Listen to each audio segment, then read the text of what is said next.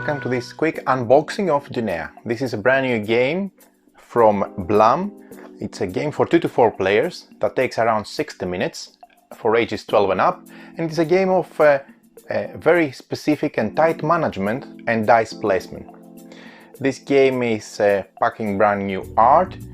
Ancient robots called Dunaïas have been awakened by strange energy, and with their help, players do their best to develop their village while trying to fulfill the 3 objectives of the prophecy. Dunaïa is a 1-hour expert management game with a clever and interactive die system. Each turn, the player chooses one available die. Doing so, they awaken the Dunaïa of matching value to work on 2 buildings surrounding the die and surrounding the Dunaïa robot itself, and then the player uses that die on the main board or on another building, even from another player, in order to perform a specific action. With the Dunaïa's help, the players compete in order to fulfill and complete their buildings and reap the benefits from their buildings. Metal flowers used as a precious currency or memory chips that recreate ancient artifacts. Creating synergies on one's board is the key for players to adapt on the prophecy and win the game. So let's see what's inside Dunaïa. We have 2 rule books, one in French and one in English. The rule book is written. I had a chance to read it online as well, spread out with a big font, with a lot of examples, with nice illustrations and arrows depicting everything that you need to know. I found it very easy to read. Everything is fairly simple and explained appropriately. You have the setup here, you have the game turn. Essentially each game turn is composed by those 4 phases: choosing the die, awakening the Dunaïa robot, recycling the die, and then the prophecy. Each phase is explained in detail. First of all, we select the die, then we awaken Dunaïa depending on the die we selected and the number on the die. Then we recycle the die for some added actions, and then we have every time we check for the prophecy to see if we're going to grab some of those precious tokens. Then the call on the elders, and the end game and the scoring, as you can see. Reminder and some useful tips at the back. Now let's see everything that Dunaïa has to offer. Some baggies. That's the back of the board. So each player is going to get one of the personal boards that depict the building locations for the buildings. This is a place to store the 3 construction markers that you have. This is a nice thick cardboard, very sturdy. The graphics are nice. The building slots can easily be identified, and you have 4 because of course there are 4 players in the game, so 1 for each players. Now besides the building location where you're going to build the different buildings and gain the benefits of those, you have the memory chip installment location over here, and in between those 2, or those 2 in each of the case slots, the robots will be moving and being awakened by the players. I think I have 1 more for the 4th player. Yeah. Then we have the main board, at the bottom of which players draft dice at the beginning of their turn. Here you have the building slots with 1 of each of the level of the buildings being open and available for the players. And here is when you recycle the energy. There are some tokens for the metal flowers, which essentially is the currency of the game. Okay, this seems to be functional, different colors and different sizes, so it's nice.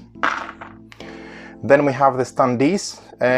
Each player is going to get 6 of those Dunaïa robots in their color, so you need to ensure that you assemble them correctly and put them around the board. I'm not going to do that now. Then you have the different level of buildings. You have level 1 buildings, level 2 buildings, and level 3 buildings. They're all tiles, which is a plus, so they feel nice in the hand and they are quite sturdy instead of having cards. Again, some more buildings here.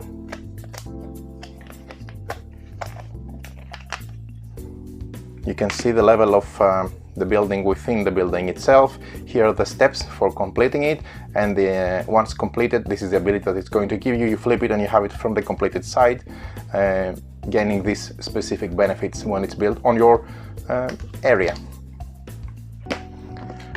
Then we have these guys, which I think the rulebook calls them, it's a variant if I'm not mistaken, and it's called elite characters. Yeah.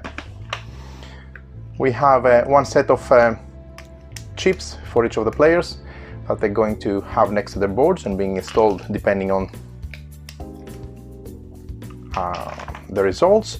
And the last thing that we have are the prophecy tiles, that you can see them over here. This is nice and thick cardboard,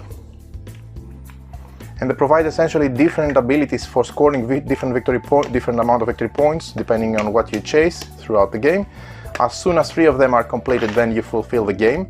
Now, none of those seems a bit too interesting or too fresh in my opinion if you hear it out of context, but since I have had the possibility to read the rules, this is a very, very interesting game with a lot of nice management, tight management I would say, and synergies that you have to use from the moment you pick up your tile till the moment you finish your turn and checking for the prophecies. So these are the elite ones, very nice and cool art, different from what we have used. And the last thing that we have is we have the artifacts. Okay, we have some more buildings. Yeah, these are level 2. They look very cool from the completed side, which has of course only the benefits, because once you activate a Dunaïa, then you gain the benefits from those, and this, you see, they can also create combos with adjacent specific color tiles in order to provide more currency or more chips, etc. So that's nice. You see quite a big selection of tiles. I believe this is a starting player token, if I'm not mistaken. And then we have the artifacts that we're going to create them in separate piles, and players are going to try to assemble them by collecting the different pieces together. This is a fairly unique, aesthetic-wise, I would say, game. Has a lot of interesting choices to make. The rulebook says black die, but actually they're white, so during your turn you have to select one. You roll the die, you put them at the bottom of the tray, the main board, and you have to select one of them, and depending on that, follow the flow of the game and activate different robots. But you can only select your own color only if there are no more actually black, but now they're white common dice left. There are some more tokens here that they're linked with the elders, and some more prophecy tiles. Quite a lot of components, and some more artifacts. And that's all you have inside the box of Dunaïa.